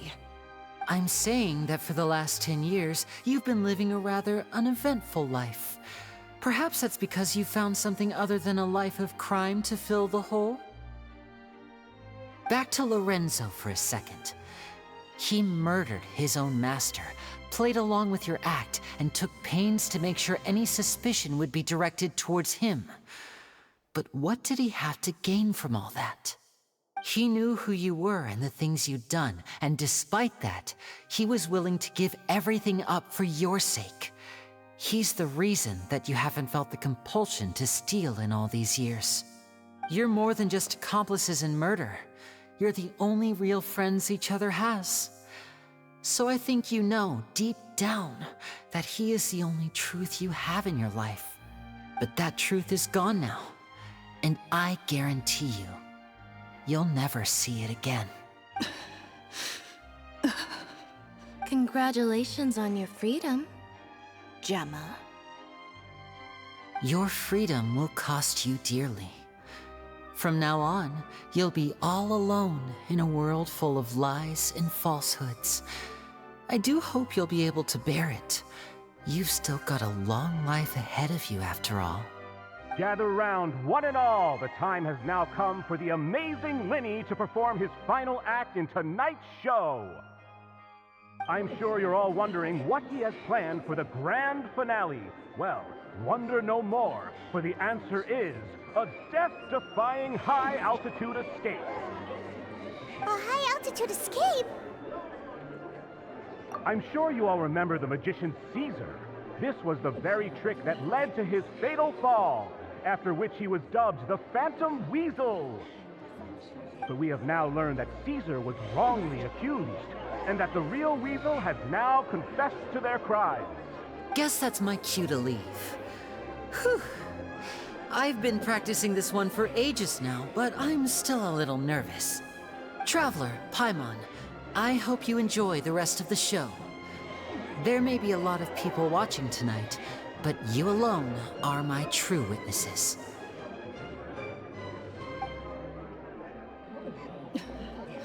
Lyney, wait.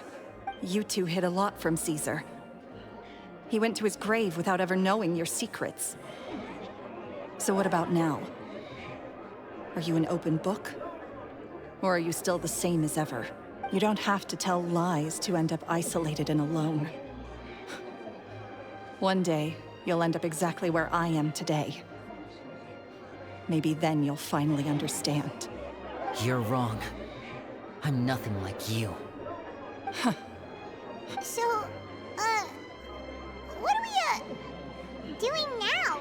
Like Lyney said, when you're ready, let's head outside and watch the show. But what about Gemma? She'll figure out what's best for her soon enough. Oh, and if you'd like to see Lyney after the show, you know where he'll be. The usual haunt. All right. Well, let's go and watch Lenny's finale then. This trick's a pretty dangerous one, but he should be able to pull it off, right?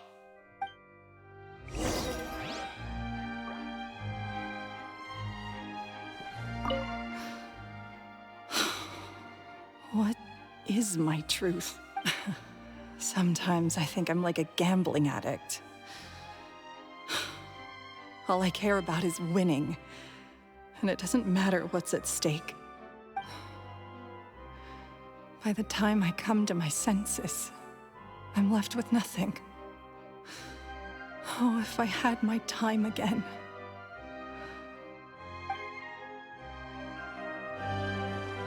Magicians are not like thieves. Thieves only tear things apart. But good-hearted magicians, they put things back together.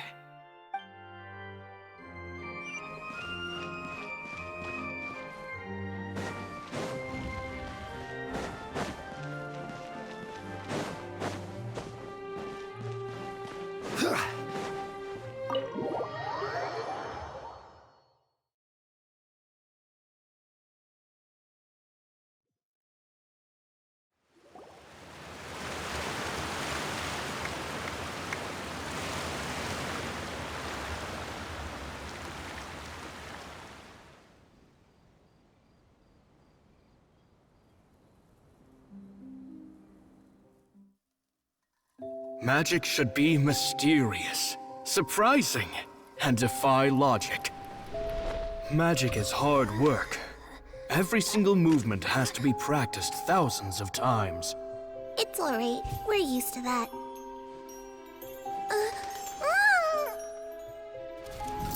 We're sorry. You've taught us so much, but we can't tell you the whole truth. It's okay. Do you still remember what I told you? This world is full of lies and falsehoods.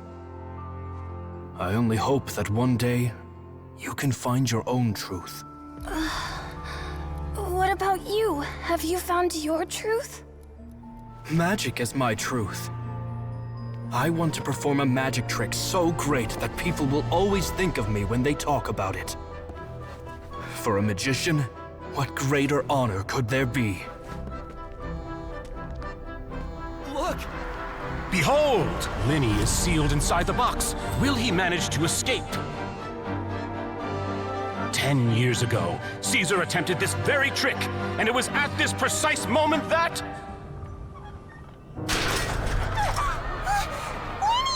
Watch out!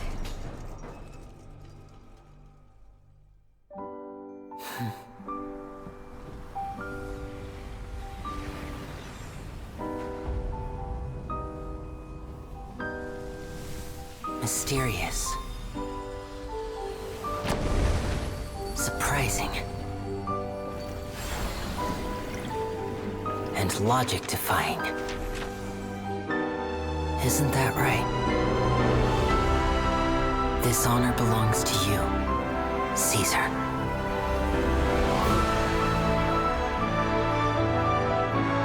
I'm just sorry it's a little late.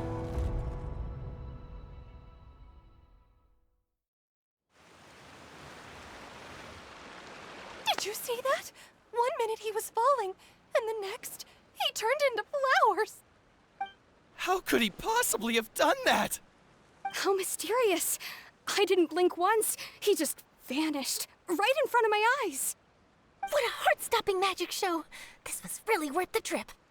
Caesar's name has finally been cleared, and Fontaine's new star magician Lyney has fulfilled a wish on his behalf. Oh, I couldn't ask for a better grand finale. It will make a great headline for the Steambird tomorrow, even if I do say so myself. Whew. Looks like everyone really loved Lenny's grand finale.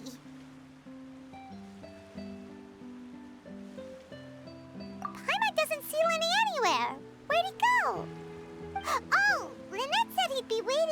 at the usual haunt. But, where is that?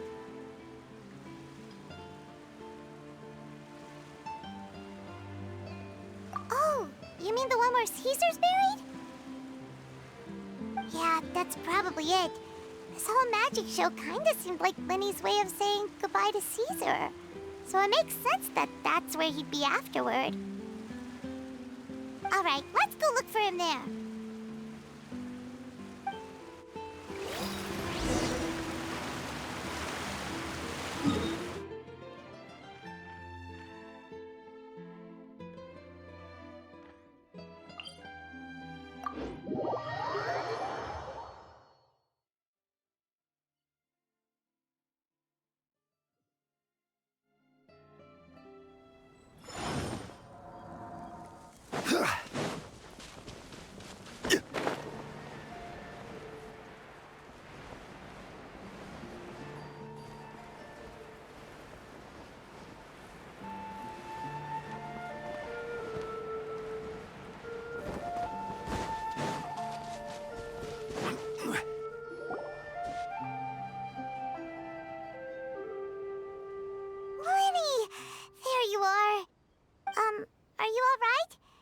Paimon was scared to death when the chain broke.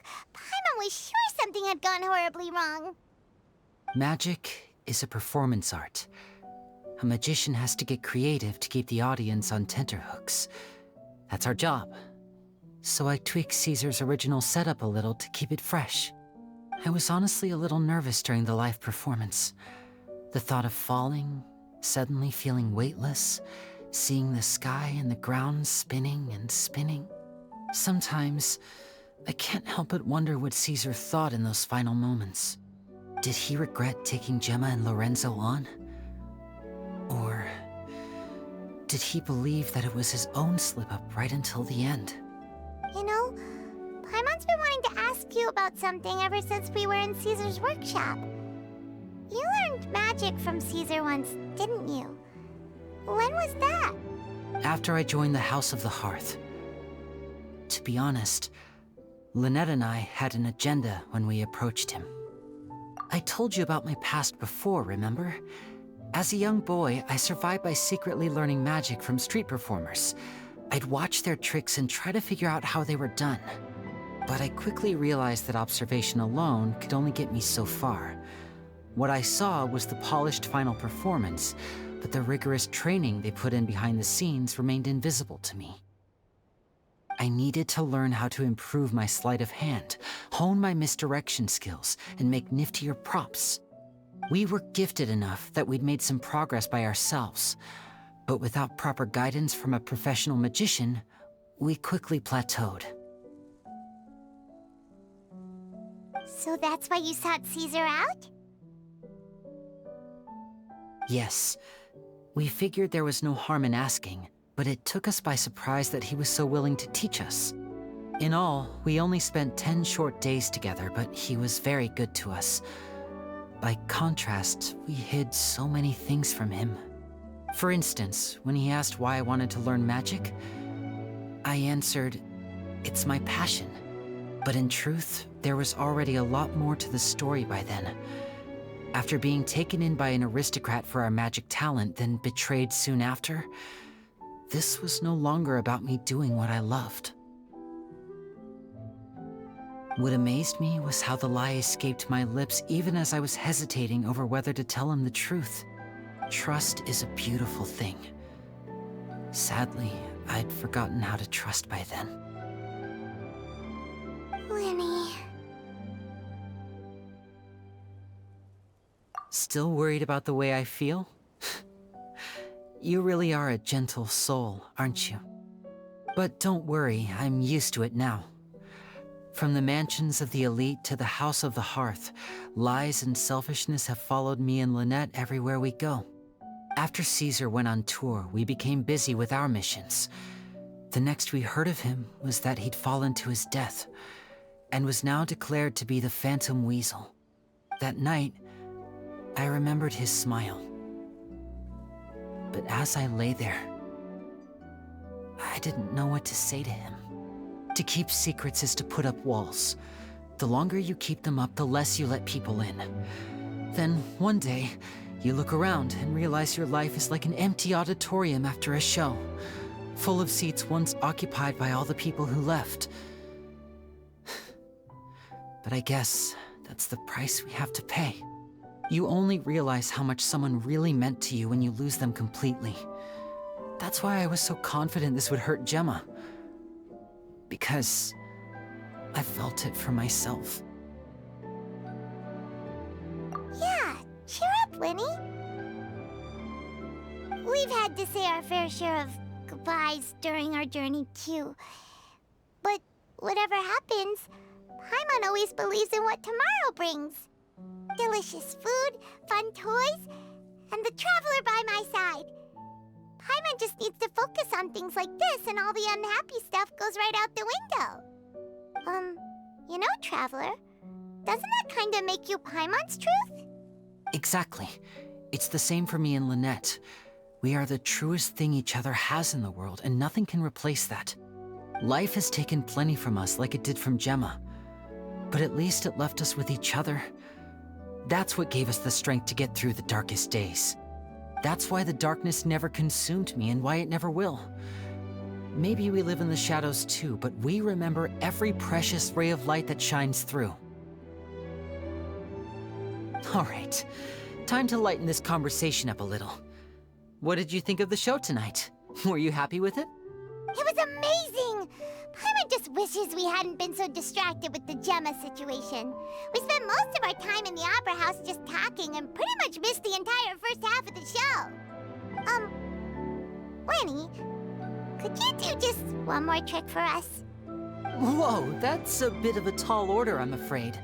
The show's just finished, so my sleeves are decidedly card-free right now.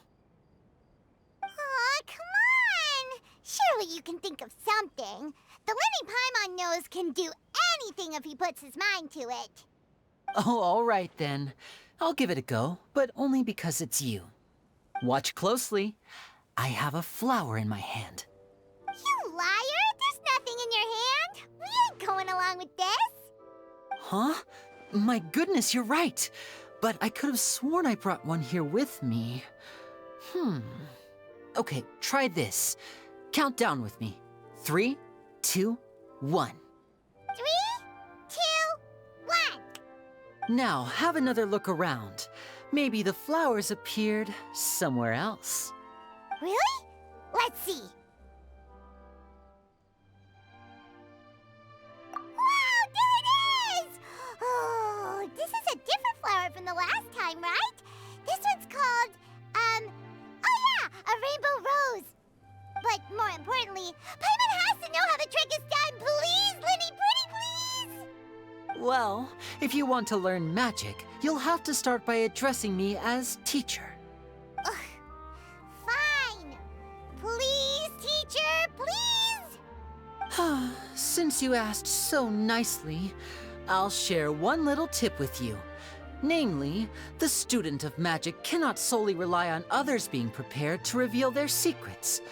You have to observe, think, and find the answers for yourself. Is that it? Look at the time. We shouldn't linger here too long. Thanks again for coming to see my show. I bid you both good night. I look forward to seeing you again. All right, fine. See ya. Shall we head back now, too? Oh, Paimon can't wait to read The Steambird tomorrow. Paimon bets Lyney and Caesar will be plastered all over it. Let's head to the Steambird's offices tomorrow morning and see what we can find out.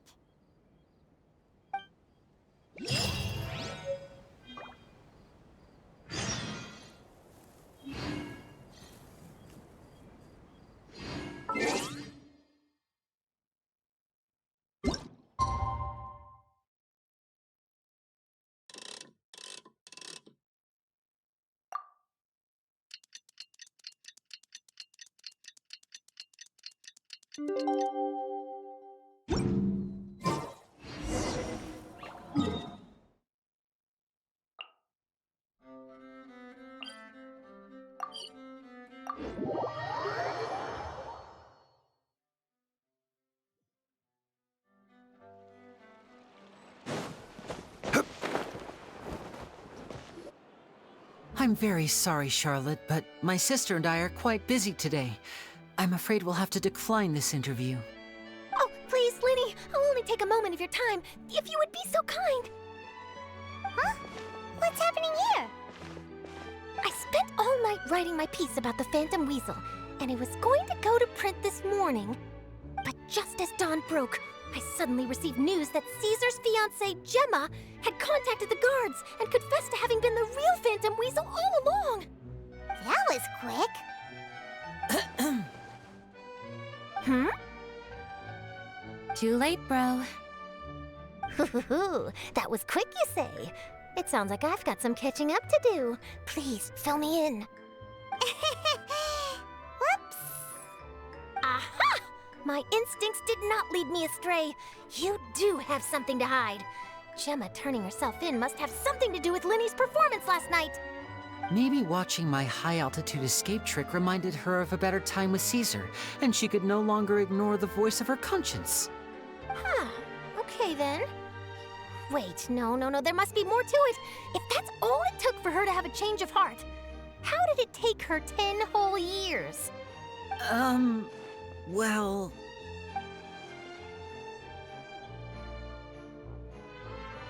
Oh, I remember now! You and Gemma were nowhere to be found after the show.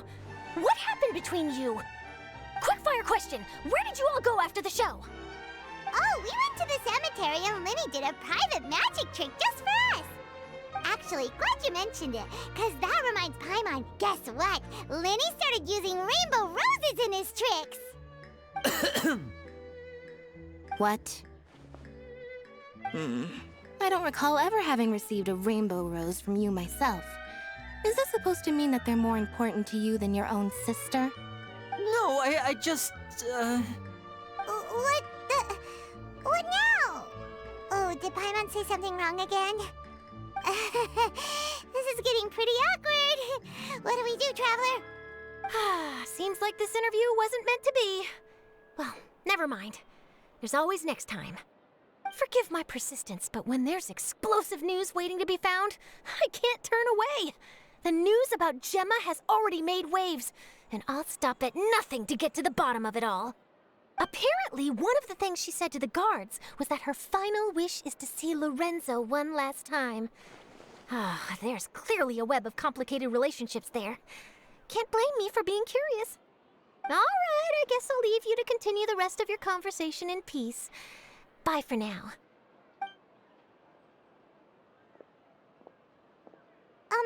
Lynette? Paimon didn't mean to...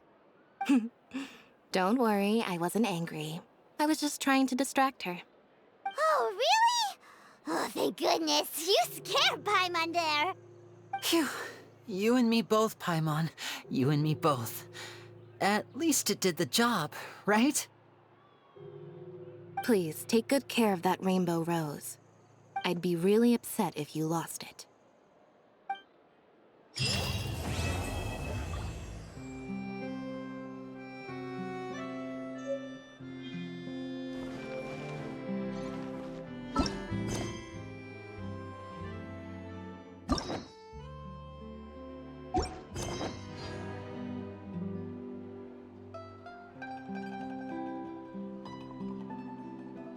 I've never seen anything like. I simply could not believe it. Where do you want to go next? If you'd like to see Liyue's tourist spots, I have a few references.